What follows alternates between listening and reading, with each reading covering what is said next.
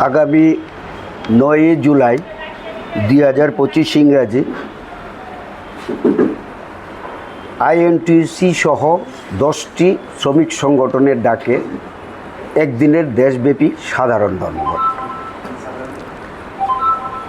কেন এই দেশব্যাপী সাধারণ ধর্মঘট? নিশ্চয়ই আপনারা অবগত আছেন, বর্তমান সরকার শ্রমিক বিরোধী, জনবিরোধী এবং কর্পোরেটমুখী নীতি গ্রহণ করছে, যা লক্ষ লক্ষ মানুষের জীবিকা বিপন্ন করছে। বেকারত্ব, মূল্যবৃদ্ধি, সরকারি প্রতিষ্ঠানকে বেসরকারীকরণ, শ্রমিকদের অধিকার হরণ এবং শ্রম আইন দুর্বল করার ফলে সাধারণ মানুষ প্রতিনিয়ত বিপদে পড়ছে। সরকারের নীতিগুলি শুধুমাত্র বড় কর্পোরেটরদের মুনাফা বাড়ানোর জন্য প্রণীত হয়েছে, কিন্তু শ্রমিকদের নিরাপত্তা, স্থায়ী চাকরি এবং ন্যায্য মজুরি অধিকার ধ্বংস করে দিচ্ছে। বেতন কমছে, চাকরির নিশ্চয়তা নেই, সামাজিক সুরক্ষা দুর্বল হয়েছে এবং অসংগঠিত ক্ষেত্রের শ্রমিকরা সবচেয়ে বেশি ক্ষতিগ্রস্ত হচ্ছে। অপরদিকে ধনীরা আরও ধনী হচ্ছেন, আর সাধারণ মানুষ প্রতিদিন বেঁচে থাকার জন্য লড়াই করছে। আমরা এই অন্যায়ের বিরুদ্ধে নীরবতা থাকতে পারি না। শ্রমিক, কৃষক, ছাত্র এবং সাধারণ মানুষের স্বার্থ রক্ষার জন্য আমাদের ঐক্যবদ্ধ লড়াই। আমাদের দাবি ন্যায় বিচার ও শ্রমিক অধিকারের জন্য 17 দফা দাবি। মানুষের উপর নির্যাতন শুরু করছেন, যেটা গণতন্ত্রের পক্ষে বিপজ্জনক।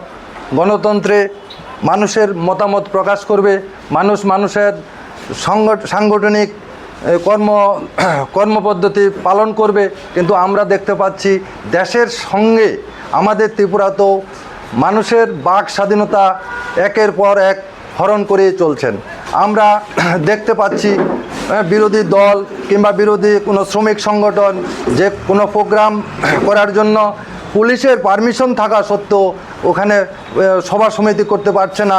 সভা সমিতি করলেও ওখানে দেখা যায় তা বিজেপি হারমাত বাহিনী সংঘবদ্ধভাবে সেই সংগঠনের উপর বা সবার উপর আক্রমণ হেনে চলছে।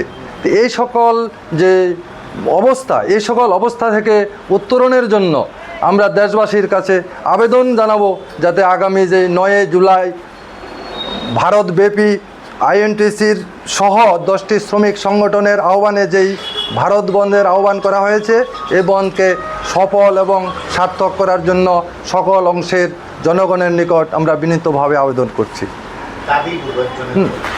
এর মধ্যে আমাদের 17 দফা দাবির ভিত্তিতেই 9 জুলাই যে বন্ধ, সেই বন্ধকে সফল করার জন্য আমরা আহ্বান জানাচ্ছি।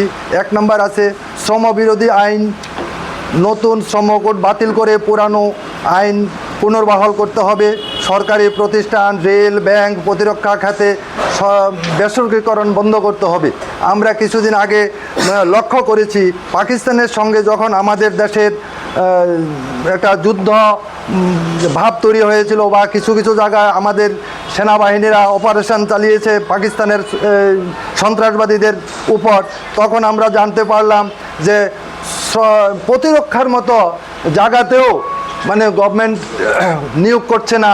যারা রিটায়ারমেন্টে যাচ্ছেন সেই সকল পোস্টগুলো খালি পড়ে থাকছে দীর্ঘদিন ধরে। কিন্তু যেখানে দেশের স্বার্থে প্রতিরক্ষার মতন জায়গাতে শূন্যস্থান থাকা উচিত নয়, কিন্তু আমরা জানতে পারলাম আমাদের দেশে প্রতিরক্ষার মতন গুরুত্বপূর্ণ জায়গাতেও ভ্যাকেন্সি পড়ে রয়েছে, নতুন রিক্রুটমেন্ট হচ্ছে না। এরপরে দেশের বেকার সমস্যা দিন দিন হু করে বাড়ছে, সেখানে কোনো নতুন রিক্রুটমেন্ট নেই। তার যারা পুরাতন কর্মচারী ছিলেন, যারা রিটায়ারমেন্টে যাচ্ছেন, সেই সকল পোস্টও নতুন লোক নিচ্ছে না। এখানে কি এক নতুন নিয়ম করলেন যে আউটসোর্সিংয়ের মাধ্যমে জব, যে জবের কোনো নিশ্চয়তা নেই, যে জবের কোনো স্বাধীন মতামত প্রকাশ করার অধিকার নেই। এই সকল যে মানে ইলিগেল অ্যাক্টিভিটিস বা ইলিগেল ফাংশন সরকার চালিয়ে যাচ্ছে দিনের পর দিন, বৎসরের পর বৎসর, এই সকলের থেকে উত্তরণের জন্য আমরা দেশবাসীর কাছে আহ্বান জানাচ্ছি।